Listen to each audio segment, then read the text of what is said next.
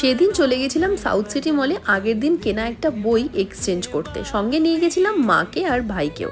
সেখানে টুকটাক ঘোরাঘুরি করার পর একটু জুতোর দোকানে কয়েকটা জুতো দেখে ভাইকে একটা জুতো গিফট করে পেট পুজো করতে চলে গেলাম ফুড কোর্টে।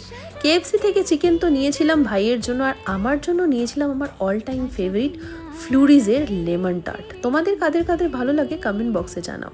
আর ভাইয়ের কেএফসি ফেভারিট, তাই ওর জন্য কোল্ড কফি আর কেএফসি। আর সৌরভ খেয়েছিল একটা চকলেট আইসক্রিম। সেই সমস্ত খাওয়া দাওয়ার পর সাউথ সিটি মলটা একটু ঘুরে দেখছিলাম, এত সুন্দর সাজিয়েছিল। পুজোর সময় কলকাতার কোনায় কোনায় আলাদাই এক বৈচিত্র্য। যাই হোক, সবাই মিলে বসে অনেক আড্ডা দিলাম, সাউথ সিটি মল ঘুরে দেখলাম, গল্প করলাম, অনেক ছবি ভিডিও করলাম। আর এখানে অনেক বই কেনা হয়েছিল, সৌরভ সেই বইগুলোই খুলে খুলে দেখছিল।